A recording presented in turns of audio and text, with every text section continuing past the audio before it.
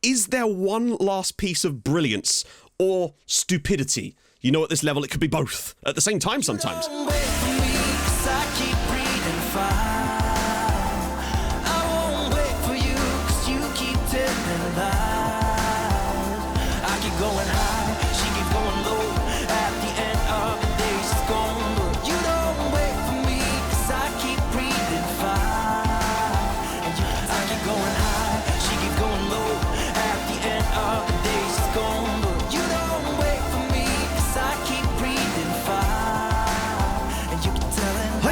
And welcome back to another episode of Outcasts to Icons with me, Burt Reynolds from The Longest Yard.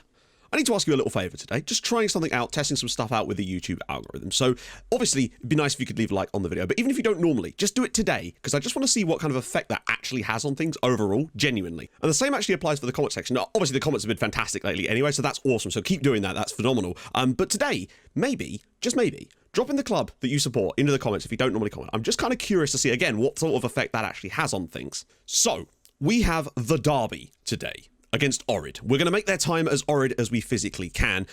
It was hard to say what to expect for today, given what happened in that last game. I actually think we held our own fairly well, even after going down to 10 men. And I'd say that obviously it was hard to say again, tactically, because obviously we changed the system. However, both of our underage sides, so our reserves and our under-21s, have both won, and they were both trash last year with this new shape. And I looked at the games, and I could see a lot of chance creation was being made by those teams, basically. So I'm very, very excited to see what we can do with this over a few matches. I'm going to basically give it 5 games without touching anything. So basically, today's video, I'm going to not touch anything. That way we get some data. If we're doing really well, then fantastic. If we're not, we can make some changes. The best part of tactics. And besides, going out for the cup, cups are so yesterday. We're going to focus on the league. That's what it was the plan all along. Get the cup gone, focus on the league, and try and go for something magical. That's definitely was the plan all along. I just didn't tell you. No new signings yet, unfortunately, as there has been basically no games. 3 days in the off-camera period. A few players have tried to leave again. You know the drill. Sadly, or not even sadly, somehow, Abdul's still only got a 1-match ban for that absolute assault, I think is the best way to describe it, in the middle of the pitch. So he's only going to be out for 1 day. That's fine, I guess. 1 day, 1 match. And Rushi is very, very tired after that first game. However, I don't think we can really do without him, so I'm going to bring him back in. We've got a nice rest after this of a full week to allow him to get back in, but he played superbly in that first match. So I don't think I can really afford to have him not on the team. I mean, you can see where the glaring holes in the team are. The Trek thing, I will revisit it, but I'm not entirely unhappy with it so far. And honestly, I'm still going to go with Alchevsky there. I am looking at, hopefully, signing up a player that can play in this role. Not wide playmaker specifically, but a much better wide option for us that will at least be a bit more competent there. That's the plan anyway. And Alchevsky will have to come in. Tiredness is bound to be a factor at this level, so hopefully we haven't jinxed it with the cup. Tommy Yankolovsky will, of course, start through the middle in his little offset striker role. As for Galushko, still fairly happy with him. It's so typical that we would sign a Belarusian doing this, isn't it? I'd be lying if I said a certain someone didn't have a little bit of influence over that. But all we can do is get out and do it. I don't know why I even go to this screen. My assistant is going to give me nothing. He is literally the human personification of the expression, he's not even fit to be the assistant to the regional manager, if I'm honest. Here's the man, though. I'm going to go in tackling harder on S2-E2. And if we do lose, I would very much like to rent you some jet skis, sir. But apparently we can avenge what happened against them last time. I don't know what that was, but it sounds bad. But look at this. The team are finally starting to buy into the project. You bloody love to see it. So, we're down by the lake, at Lake Ohrid. You've got the wonderful sea, hopefully very, very nearby indeed. Let's get into this. Let's actually yell at them before the match has even started. I'm going to encourage you after 2 seconds. I know they were feeling a little bit down, but that should hopefully perk them right up. You should see us there over on the sideline in our lovely black and yellow tracksuit. Oh yes, gone for a tracksuit manager this time. Pretty good crowd here too. The locomotive manager has been mouthing off in the second division press, which is just wonderful. He reckons we're not going to stay up. They were, of course, relegated last season, so, you know, he would know all about not staying up now, wouldn't he? Misev with the ball across and a good block there after 30 seconds. It's gone out for a goal kick. Okay. I'm not expecting us to be defensively super stable with this shit. Well, your wish is my command, said the game. Okay, well, we trail after 4 minutes there as Misev is just able to sneak round to the back post. I need to look at our defensive free kick setups because, yeah, like, are they in love? What's going on here? Does this guy smell really bad? You want to stand a bit nearer to him next time, lads. Misev's been left completely unmarked at the back post. Well, that gives us something to work on for the next game. Well, half-time hath cometh. And basically around about halfway through the game, halfway through the half, we suddenly woke up and actually started playing a bit of football. Hopefully that continues into the second half and we can at least maybe grab an equaliser here. Because so far, really, all Orid have done is score from that free kick. But that is a goal. They all count. It is nice to see the players responding way more to my team talks, though, and I genuinely believe that has a factor on us. Right, come on. Second half. If we can salvage a draw out of this and get a 1-1, I'd actually be pretty impressed and fairly pleased with the output for the game. We can work on the free kick defending and stuff and change the setups around a little bit afterwards. But I feel like one of the keys to staying up this season and trying to progress a bit further is going to be not getting hammered in games that we lose. Try to keep the scoreline relatively miserly. And if you look at some of the other games around the league right now, there's already a few sides 3 goals down, and that could be a massive factor later on. Velkovsky, not quite. Clip through again. Picked up nice and easily by Dimitrov. Okay, a bit of space in the midfield now, finally. Magamaev can turn on it. That's not a bad ball for Yankelovsky, actually. Can he shoot? He can, but he's missed it. Galushko as well. Bit better from us. Back post, maybe. Velkovsky brings it down. He's got an overlap. Finds it. This is more like it, lads. Dimitrov. Back for Velkovsky. Oh, that's much nicer football from us, but now we could be caught out. No. Okay, some set-piece magic maybe. Galushko to take. Can he find a near-post header? And he does! And Enrushi scored! Ermin Enrushi in the derby. The man of the hour, the man of the save so far, comes up with an amazingly important header there to get us an equaliser in the derby. Galushko with a great ball in. Enrushi's there. He rises like a salmon in heat. Or in water, I guess. And it's 1-1 here in the derby. Good stuff. It's certainly not been our finest hour. 6 minutes of stoppage time, though. Is there one last piece of brilliance or stupidity? You know, at this level, it could be both at the same time sometimes. Ball in. Yankelovsky. Galushko, it's in the back of the net, and it's an own goal. Or is he offside? It's an own goal by Naum Velyanovsky, and it's Orid 1, Vileshta 2. That is an absolute embarrassment of riches for us and embarrassment for them.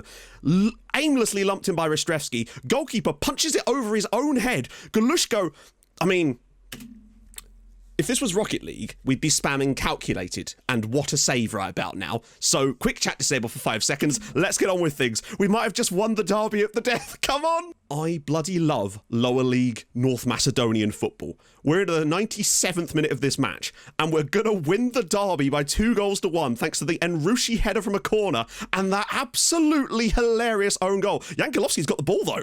Is there a third goal on the... No, apparently not. That's fine. Can we stop the game now, referee? Or is this about to be a bit... I mean, it's a foul by Estrefi, but we're now approaching the 98th minute of this match. We've played... Oh, please don't let him keep that in, and it's not... It's Orid 1, Vileshta 2. Our first proper, I'd say, win in the league thanks to Ermin Enrushi's header and the own goal by Velyanovsky. Wow, that's a massive, massive result. Enrushi, again, was absolutely monumental in that match, not just defensively, but going forward. I mean, honestly, if we could sort out our free kick defending, we'd have won this game 2-0. That is a massive start to the season. We've won! We've won the derby! Come on! Right, I'm going to play a couple of games off camera, and then we're going to come back in a minute, not sure exactly for which game, and see how things are progressing. Oh boy, I think we might be onto something. So, against Tetex Tetovo, unfortunately, we made a very mistake there from Enrushi, and they were able to take the lead after just 21 minutes. But we bailed ourselves out in the key way that I wanted to score goals from this tactic. This is exactly what I was hoping for. Those balls to the back post, Galushko fighting for it, grabs himself the goal. In the second half, I decided to change a couple of things up because I had a few ideas that I wanted to test out. I know I said I wouldn't, but I needed to at this point. But then Tasesky's ball in, lovely little flick around the side from Galushko, and with 17 minutes to go, we were 2-1 up. And then the floodgates just opened. It was phenomenal stuff. Just wonderful, wonderful work. Galushko getting the ball out on the right-hand side here. Look at this for a strike from Enrushi. Eventually, what a strike that is. His second goal in as many games this season. 3-1, game over. But before long, we had even more in the tank. Yet more brilliance here. Galushko getting the ball out on that left-hand side again, whipping it through. And there was Maniszewski to make it 4-1 to Vileshta.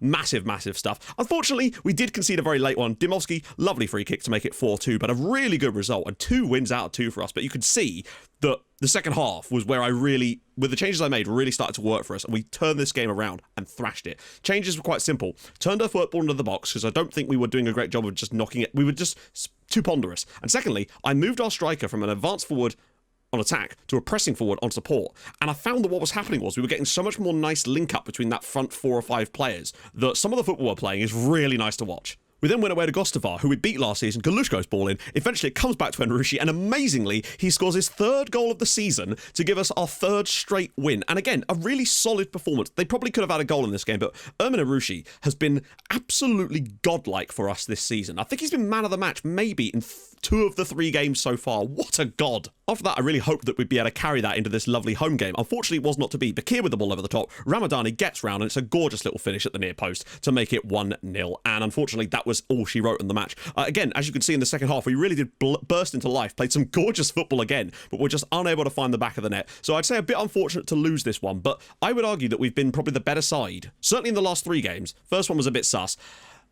There's a lot of things I like about this team and a lot to build on. I think with the squad that we've got, we're definitely overperforming, but I have made some more loan signings and some more permanent signings too. And I'm going to run you through those now after I've shown you the league table. We currently sit 4th, 3 wins out of 4. Lokomotiva, who we play today, their manager was mouthing off. I've decided that we're going to face them today and try to put him in the dirt. Although they are on their home ground, so maybe not prison rules this time, eh? Abdul, are you listening? Right, players coming in, because there have actually been a few, and I managed to grab a few loanees as well, just to make sure. I'll run you through them fairly quickly. Firstly, Marko Alchevsky, young goalkeeper, just to give us a bit more depth in the goalkeeping area. I felt like we kind of needed it. Next up, David Malilian, who is an Armenian right-sided player. I liked him a lot. I brought him in. He's played a couple of times for us. Hasn't had the best time of it so far, but I still like what he had to offer for us. And again, pretty good player. Similar story actually for Zayed Mehmeti. Not quite as good, but again, just giving us depth. We have players in this squad right now, which is very useful to have for rotation. The first in our army of loans is Rino Ajdini. All of these loans can be recalled, or rather by us, so I thought it was wise to just bring in a few little extra options. We also brought in Vulnet Almazi, actually from Gostivar, hilariously. Again, another right-sided player. More depth, more necessary depth. Another bit of right-back option here in Haris Kotishi. Again, good tackling, good marking, positioning kind of sucks, but again, just more depth. Then a player I'm actually quite pleased with. This is Martin Chaos. Oh, let chaos reign, and hopefully he will. I've enjoyed a little bit of his work when he's come into the team so far, but it's called Martin Chaos. And another Estonian has come in Christian Pelt. I felt we needed a good centre-back partner for Enrushi, and I've liked what he's done in a couple of games. I think the 1, maybe 2 games he's played so far. So, other than his tackling, he's pretty good. Good height, good jumping reach, good heading, marking, the general stuff. The tackling is the one downside. We also brought in Milan Chichewski on loan from Borets. Again, more depth. Another striker here, and Uzanov as well. And it was actually him that gave me the idea to play the pressing forward because he was more comfortable there. And yeah, it was an idea that I think has definitely worked for us, even if he's not going to start there. There's a lot of players in this squad now, I agree. And lastly, a player that's just signed for us, which is Kerim Magamaev, who actually is a permanent signing for us. Left-sided player, just a left-back to give us a bit more depth there. And again, the reason for this, though, sadly, is because Chichewski has already signed a contract to join a different club in January. You've played 3 games, Christian, and we won. We'd actually won every game we'd played until, like, he did that. And the moment he signs that contract, we go and lose. I'm not saying they're connected, but they're connected. Thankfully, it's not till January for some reason, but they are going to be probably putting him, I believe, on £400 a week. So, yeah, I kind of understand his reasoning at the same time on that one, but it is annoying to lose him. And that completes the window as far as transfers go. So today, we play away at Lokomotiva. Their manager's a knob. Like, even when I responded in the media, he came back and he's just so unbelievably arrogant. Annoyingly, they are top of the league, so it does make that arrogancy seem somewhat more applicable, but still, hopefully we can put them in their place. Room to move some players around a little bit here. Chichewski should be able to come back in here. I prefer Alchevsky in this role. He has been really, really good. He had a couple of chances in the last game, actually. What I'm really noticing about this system is that we play some lovely little interchanges around the centre of the pitch, with either spraying it out to Galushko occasionally when he's open, and he is able to creep into those spaces, or just waiting for these lovely runs that Alchevsky is making in behind, and he's actually sometimes our most attacking player, which is very interesting. I think the Trek thing, though, definitely needs to be looked at, because that is an area of the pitch that we're not making the most of right now. So genuinely, opening it up, what role do you think we should use in this one specific part of the pitch? Because that's the one area for me that I'm not completely happy with. God, look at the number of players, my goodness. It's such a stark contrast to last season. I'm going to make sure we've got Spierkowski on the bench, because otherwise we lack a bit of we lack any options to bring on instead of Galushko. And also going to make sure that we don't have too many strikers on the bench, considering we only play 1. Also, last couple of matches, my assistant has woken up and has actually started giving me selection advice. It's nuts. Are you the same man? Are you okay, Vlatko? I think it'll be a good litmus test today to see where we actually stand. Like, I think we've been pretty good in all 4 games. We were unlucky to lose the last game. Definitely should have probably got a draw out of that. But these guys are a bit different. You know, they are relegated from the top flight in Macedonia. North Macedonia, sorry. They've got some quality about them, and I do wonder if we're going to be able to deal with them today, because I think they could end up being runaway leaders of this league, and really it's going to be everybody else scrapping over second spot. But if we can get ourselves into that second spot, God, can you imagine if this bunch of misfits managed to get themselves into any kind of promotion battle? I have made some changes to the free kick setup, so that should now be dealt with. To Abdul. Right, here we go. Let's wind it. Oh, what a ball. Alchevsky's through! And it's a great save. And that right there is the definition of what I was talking about with some of our play. They just do not seem to be able to track Alchevsky, and he's getting into some superb positions. Abdul now goes all the way out to Martin Chaos. Will he let Chaos reign? He goes for goal, and it's well saved by Simonovsky, who's very, very quick on the release on that one. And there might be a chance for a breakaway for them. No, because Galushko's decided to clean him out there, apparently. But really solid start here. This is extremely pleasant. I'm ecstatic with the way we've started this match, considering the quality that this team clearly have. And they might even be professional. I don't know for sure, but they certainly are good enough to potentially be professional. Oh, what a strike. That right there, I suppose, is the difference. Bakir Mohammed, Lokomotiva 1, Vileshta 0. We've played so well in the opening 23 minutes here. Chances, lovely football, and then that's that level of quality that perhaps we just don't possess. Maybe if that was in Rushi. It's a lovely little knockdown. It's a great release. The keeper's unsighted. That's just a brilliant goal from Lokomotiva, sadly. Don't think we're out this yet, though. Chaos. Ooh, Pelt. Alchevsky. Abdul. Oh, maybe back post. Round the side from Alchevsky. Can he square it? Oh, if we turn this into a goal. Oh, and Yankolovsky's on the end of it. But again, it's so good to watch. Honestly, I can't be too upset with the boys. That's about as good a performance as I could have hoped for in the first half. But we've just not been able to take our chances, and they have, quite simply. Much like the last game, ironically. Since we're a goal down, and we're maintaining such a stranglehold on possession, I'm going to throw it onto the attacking mentality for the second half. It will shed a bit of possession as we get a bit more aggressive, but I think we kind of have to at this point, if we've got any chance of getting something out of this match. Still, second half has been so far all us. Right, here we go. Oh, can he find a ball in behind maybe? Here we go. This is the sort of situation I was preparing this tactic for. We want that back post cross. All goes short, and it's a relatively poor effort on goal, actually. We had a lot of bodies forward, maybe could have done better. Did he just throw it straight to Yankolovsky? Oh, was that potentially a penalty? Is the question. Are we about to concede at the other end straight off that? Yes, we are. Okay. Skinderi gets another goal for Lokomotiva with their second shot on target of the match. That's that level of quality they've got that we don't possess. But bloody hell, other end, there was a real suspicion that Yankolovsky may well have been fouled for a penalty there, and they've gone down the other end. And I suspect that this is all down to the Lokomotiva manager using that mafia strength. I bet he owns a jet ski rental. It's bound to happen. 2-0 to Lokomotiva now, and yeah, I don't think we're going to win this one somehow. A frustrating one. It's going to be Lokomotiva 2, Vileshta 0, and I don't honestly believe that we've played that badly on the night. If I'm honest, much like the last game, it was a pretty strong performance from us overall, where we failed to take our shots, and they've scored both shots on target. Credit to them. They've got a level of clinicalness that we don't have. But I do still think that we're pretty tactically sound, because that isn't going to be every game. Statistically over the season, that just won't happen every time. And I'm pretty pleased with our performance so far, but we do need to dig ourselves out a little bit. Luckily, we've got a strugglier side next up. Other thing that makes me happy is our sort of underage side, again, performing really, really well, scoring a lot of goals at the moment. So it may well be 2 defeats on the bounce, but I don't think we played poorly in either of the 2 games, and hopefully we can start to pick things up again in the next video. We're going to start off, of course, at home against Drita B. Just hope that Drita A don't turn up without our knowledge. That's the idea, I suppose. Hopefully we can get ourselves back to winning ways there. Go for 4 wins out of our first 6 games, and I would be very, very pleased with that. And then look at this. After that, we play 6th, then 9th, sorry, then 10th, then 9th. Really strong run of games to come. Hopefully we can pick up a nice batch of points in there if we're as good as I believe we are. So, if you've enjoyed this, and I honestly really hope you have, drop a like. Seriously, today is the time to do it if you haven't done it already. Subscribe if you're brand new. I stream on Twitch Tuesdays, Thursdays, Saturday, 11 AM. Go follow that too. And I'll see you guys tomorrow for what will hopefully be an easier run of games where we could really start to pick up some points. Cue us losing all 6 of them. I'll see you guys soon. Thank you so much for watching. Hold your gun. Capybaras. Bye-bye.